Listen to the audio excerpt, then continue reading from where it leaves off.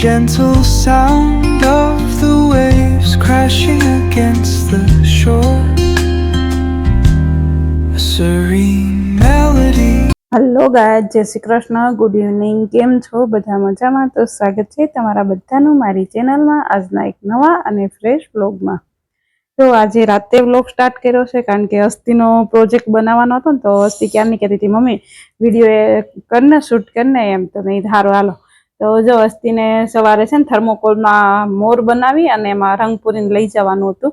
તો કે તું બનાવી દે. મેં કીધું મને ન હરખું આવડે. તો અસ્થિ દીદીને કે તો બસ અમારા બાજુમાં મીનાબેન રહેશ ને એમની બેબીએ જો આ મોર બનાવી દીધો છે ને પછી રંગ પૂરવાનો હતો. તો બધો સ્કેચ પેનથી બધામાં લીટા એને કરી દીધા કે આ જગ્યાએ આ પૂરવાનો હતો. હું ટમુ ભાભી હસ્તી ને બસ બધા જો રંગ પૂરવા બેઠી ગયા ને Creating a soothing rhythm that mirrors the ocean's ebb and flow.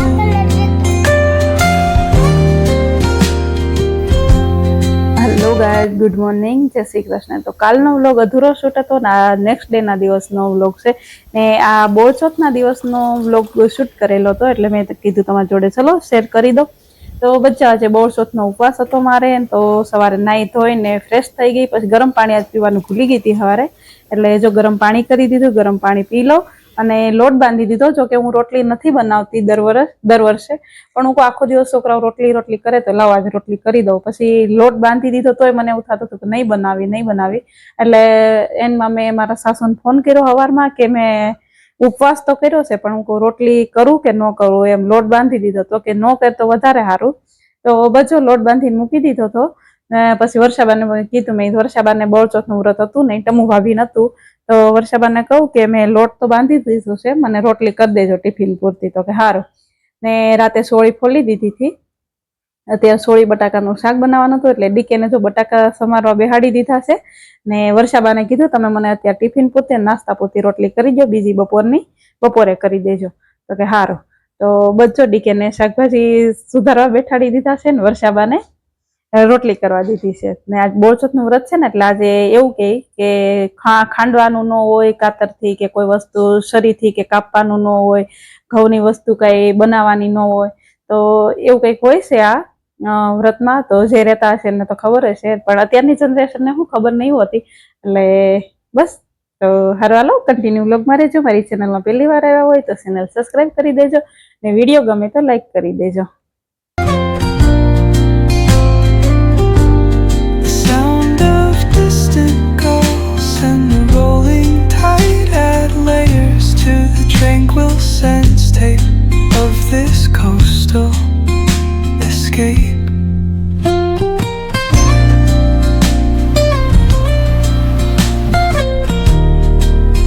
તો બચ્ચો વર્ષાબાઈ રોટલી કરીને દઈ દીધી છે ને પછી ડીકેનું ટિફિન ભરી દીધું ને બચ્ચો ડીકે નાસ્તો કરી લીધો. મારે આજ નાસ્તો કરવાનો હતો નહીં ને ડીકે જતા હતા ને તો આજે બોળચોથ છે ને એટલે મારા નણંદ હોય ને એને અમારે શ્રીફળ દેવાનું હોય. તો જો અત્યાર સુધી તો મારે એક નણંદ હતા, પણ આ વર્ષથી બીજા નણંદ મોટા નણંદ આવી ગયા તો બે બહેનોને શ્રીફળ દેવાનું હતું ને શ્રીફળમાં ઘઉં દેવાના હોય, એક શ્રીફળ દેવાનું હોય ને 101 રૂપિયો દેવાનું, જે તમારે દેવું હોય. તો બચ્ચો એ ડીકે જોડે બેના ઘઉં મોકલાવી દીધા. તો એક થેલી નીચે ગયા ને એટલે એનો ફોન આવ્યો ડીકેનો કે એક થેલી ઢોળાઈ ગઈ એમ. તો મેં સારું એ કબૂતરને નાખી દેજો ને પછી પાછી બીજી થેલીમાં ભરીને પાછા નીચે દેતી આવી. તો જો હસ્તીબેનનો મોરલો તૈયાર થઈ ગયો છે, પણ રાતે મીનાબેનના ઘરે મૂક્યો હતો કારણ કે છોકરાઓ કે તોડી નાખે તો મીનાબેન કે હું ત્યાં લેતી જાઉં. તો જો કેવો લાગ્યો મોરલો, પ્રોજેક્ટમાં જ લઈ જવાનો હતો હસ્તીબેન, હે ને? તો બસ સારું હાલો, હસ્તીબેનનું લંચ ભરાઈ ગયું છે ને હવે હસ્તીબેનને સ્કૂલે મૂકી આવી. 12:10 થઈ ગઈ છે. હા હો દીકો.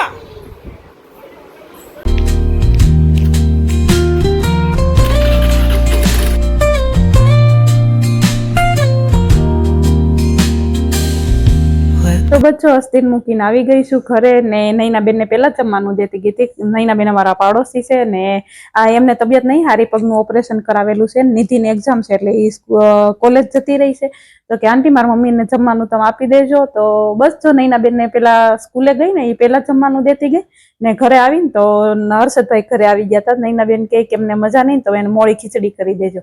તમે સારું બચ્ચો તો હર્ષદભાઈ માટે ખીચડી મોળી મૂકી દીધી છે ને છોકરાઓને ખવડાવવાનું બાકી છે હજી ને મારે તો ખાલી ફરાળ કરવાનું છે તો બસ કેળા લેતી આવીશું ને ફરાળી ચેવડો પડ્યો છે તો ખાઈ લેશું. 5:30 બાકી છે. હસ્તી લેવા જવાનું થોડુંક મોડું થઈ ગયું છે તો હાલો હસ્તી બેન લેતા આવીએ.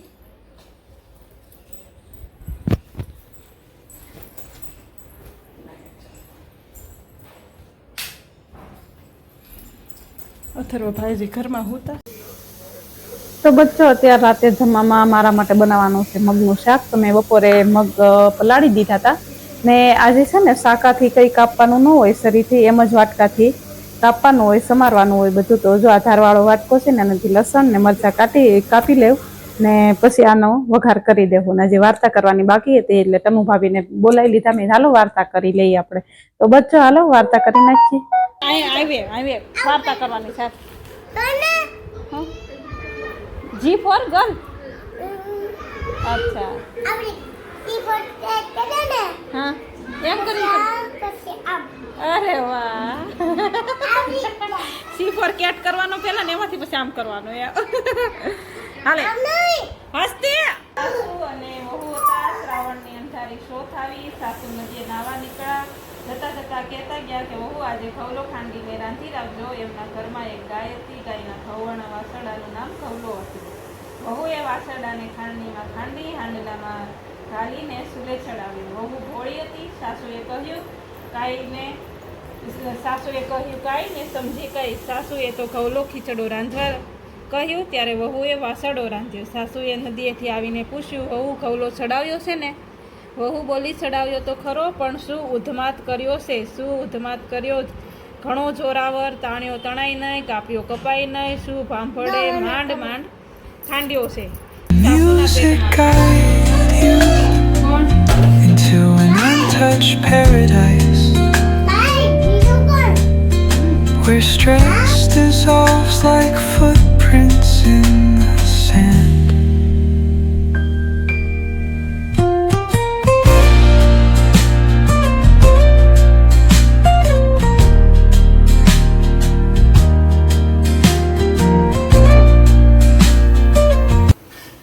શાક મગનું આ મારું બનાવી દીધું છે. આમાં લાલ મરચું નહીં નાખ્યું, ખાલી લસણ લીલા મરચાં ધાણા નાખીને બનાવ્યું છે. ને આમાં ડીકેનું ને એનું બનાવ્યું છે મગનું. છોકરાઓને મારા હસબન્ડ માટે એને લાલ ચટણીવાળું બનાવ્યું.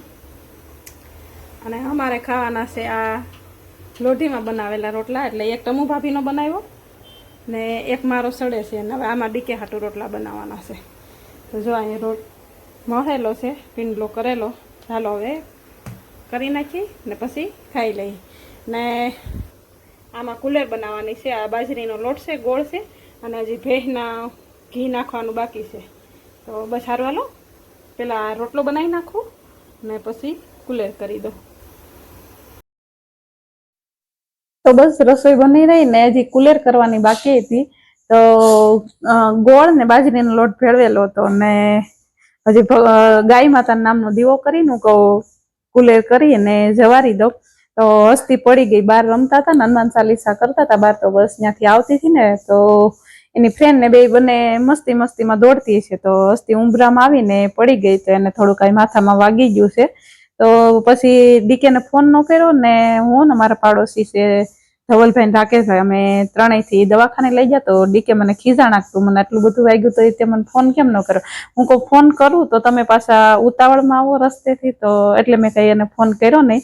તો કે તારા ફોન તો કરાય નહીં કે એમ. તો બચ્ચો હસ્તીને પાટો ટાંકો લેવા પડે એમ હતા પણ કે જો લોહી બંધ થઈ જાય તો ટાંકા ન લેવા પડે. તો 10 મિનિટ સુધી ડોક્ટર સાહેબે દબાવી રાખ્યું એટલે લોહી બંધ થઈ ગયું ને બચ્ચો પાટો બતાવીને ઘરે આવી ગયા. ને બસ કુલેર બનાવી, ગાય માતા નામનો દીવો કર્યો ને બસ સારું હાલો હજી જમવાનું બાકી છે. તો જમી લઈએ ને થોડુંક ટેન્શન આવી ગયું હસ્તીને વાગ્યું એટલે કે પણ સારું ભગવાનની દયાથી ટાંકા નહીં આવ્યા ને બહુ નહીં વાગ્યું. નકર માથામાં વાગ્યું હોત તો શું કરત એવો વિચાર આવે. તો બસ એમ ટાઈમે મારો દિવસ થોડો ખરાબ થઈ ગયો. તો પ્લીઝ તમારો દિવસ બધાનો સારો જ હોય એવી આશા રાખું છું. ને અહીંયા સુધી વ્લોગ જોવા માટે તમારો બધાનો દિલથી આભાર. ને બસ ફરી મળશું કાલે નવા વ્લોગ સાથે. ત્યાં સુધી બાય બાય, આવજો, જય શ્રી કૃષ્ણ.